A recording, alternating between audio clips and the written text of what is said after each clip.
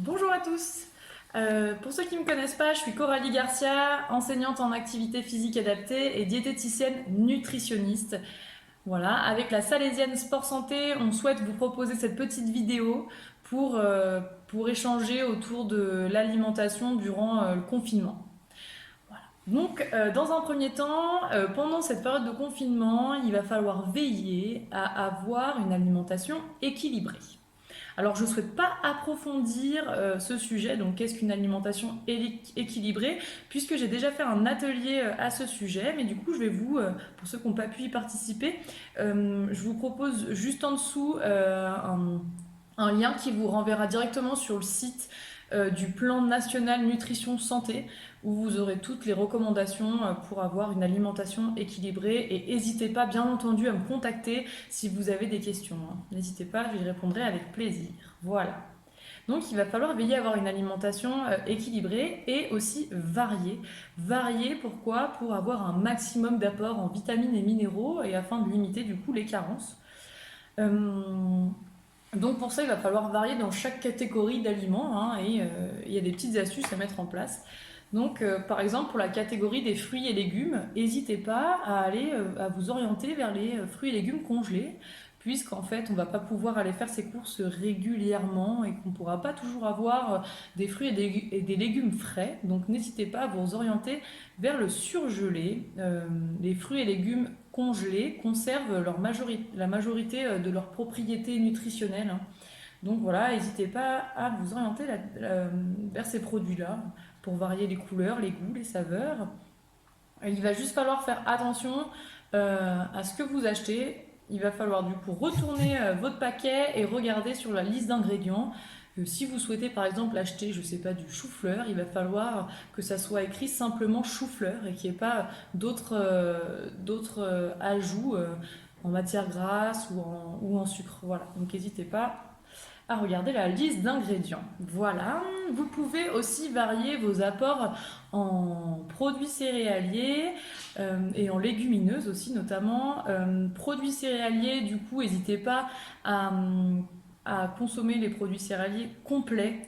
Donc plus ils sont complets, plus ils sont riches en vitamines et minéraux. Donc les pâtes complètes, le riz, même des céréales type quinoa, boulgour, voilà. N'hésitez pas à varier voilà, sur ces produits-là. Et aussi sur les légumineuses. Donc les légumineuses, c'est tout ce qui est lentilles, pois chiches, haricots rouges, haricots blancs, pois cassés, enfin voilà, toute cette famille-là, et qui sont aussi, eux, très riches en minéraux et qui se conservent du coup très facilement et qui se cuisinent aussi très facilement. Voilà, il va falloir aussi, lorsque vous cuisinez, ne pas hésiter à ajouter des épices, des herbes aromatiques, des aromates qui sont eux aussi très riches en différents minéraux, vitamines, etc. Puis qui vont donner du goût, de la saveur à vos repas. Voilà.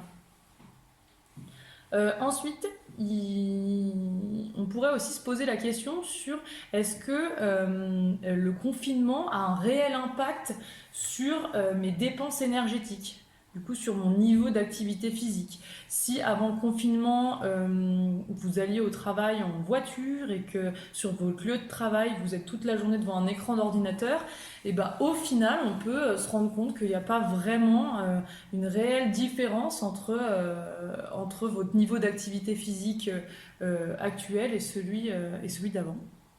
Du coup, en fait, cette question-là, c'est pour voir si on doit ajuster nos quantités, les revoir un petit peu à la baisse. Voilà. Donc là, déjà, posez-vous cette question-là.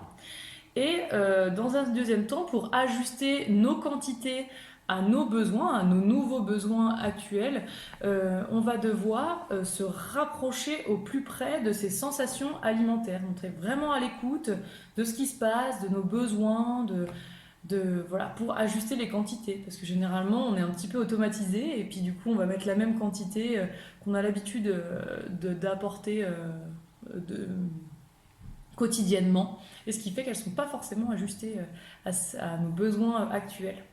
Voilà, donc pour ça, il y a des petites astuces. Déjà, il va falloir essayer de se positionner à table.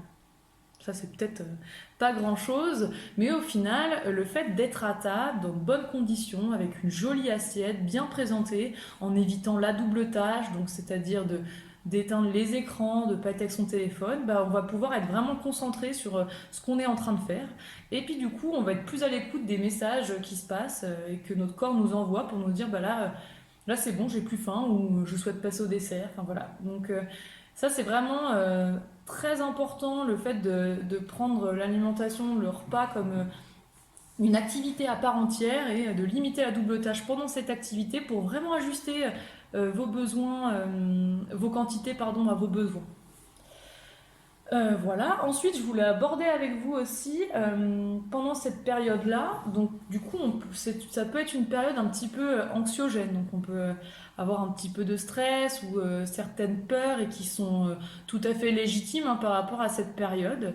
Donc, des peurs pour ses proches, pour nous, pour le travail. Enfin, voilà. Et on peut parfois, pas tout le monde, hein, mais il y a certaines personnes qui peuvent répondre à ces émotions-là, même à l'émotion de l'ennui, hein, parce on a beaucoup plus de temps pour nous et du coup on peut être sujet à l'ennui.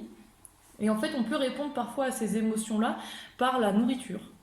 Donc on peut juste observer ce qui se passe et se dire c'est vrai que si je ressens cette émotion-là et que je mange à ce moment-là, bon bah c'est vrai que c'est efficace à l'instant T, voilà, ça m'apaise un petit peu, ça calme un petit peu mes émotions. Mais si on prend un petit peu plus de recul, on peut voir à long terme si réellement ça a été bénéfique et si vraiment ce comportement-là est efficace, le fait de répondre par l'alimentation. Puis on peut se rendre compte que ça apporte un peu des fois de culpabilité ou qu'au final bah, l'émotion elle revient pas longtemps après. Donc voilà, on peut se rendre compte que c'est pas forcément efficace, voilà, cette réponse-là. Du coup, on va essayer de trouver d'autres réponses à ce trop-plein là, d'émotions ou de stress ou même d'ennui. Voilà.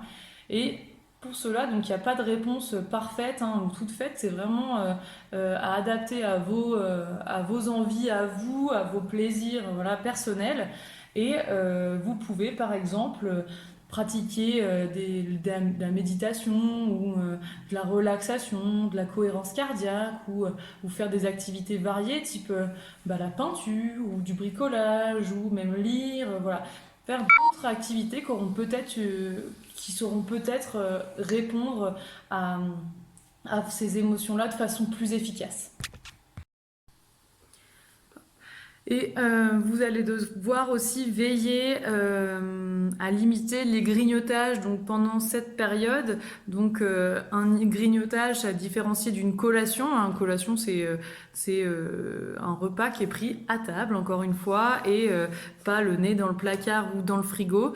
Et pour limiter ces grignotages, il va falloir veiller à avoir des apports nutritionnels de qualité durant vos repas. Donc encore une fois, je reviens à cette alimentation équilibrée, ne pas supprimer une catégorie d'aliments qui pourrait faire que du coup, 1 à 2 heures après le repas, vous ayez cette sensation de faim à la précoce.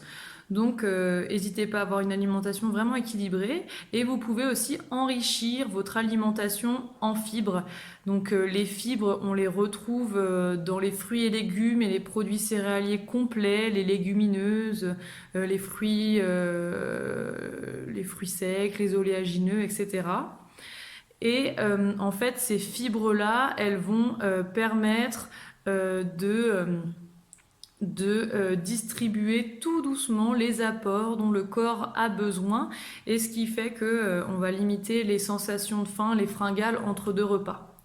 Voilà.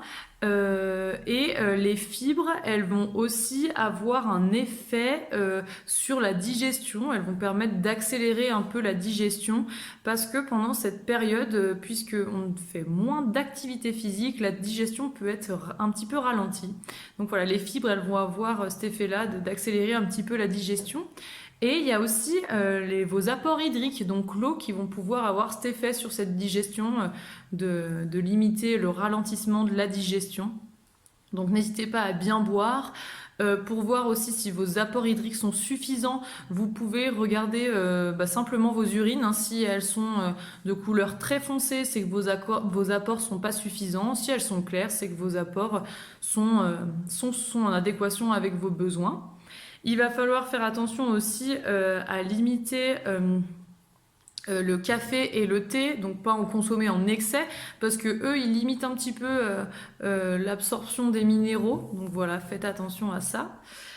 Et un dernier point que je voulais aborder avec vous, c'était aussi de ne pas hésiter à faire des activités, si vous avez la chance d'avoir un jardin ou un balcon ou une terrasse, à l'extérieur pour faire le plein de vitamine D, parce que la vitamine D, elle est synthétisée par l'exposition de notre peau au soleil. Donc voilà, n'hésitez pas à prendre un temps à vous mettre en dehors. Déjà, ça fait du bien de pouvoir s'aérer. Et deuxièmement, voilà, pour la vitamine D. Et n'hésitez pas à pratiquer une activité physique régulière, quotidienne, en faisant des petites séances de gym douce, en variant, en faisant de la marche donc près de chez vous, en respectant les recommandations, et des séances d'étirement, voilà, de varier, mais bouger. Voilà, donc j'espère que cette vidéo elle a répondu à vos attentes. N'hésitez pas, si vous avez des questions, à m'en faire part et j'y répondrai avec grand plaisir. Voilà, donc je vous souhaite une très belle fin de journée ou une belle journée à tous, et à bientôt avec la Salésienne Sport Santé.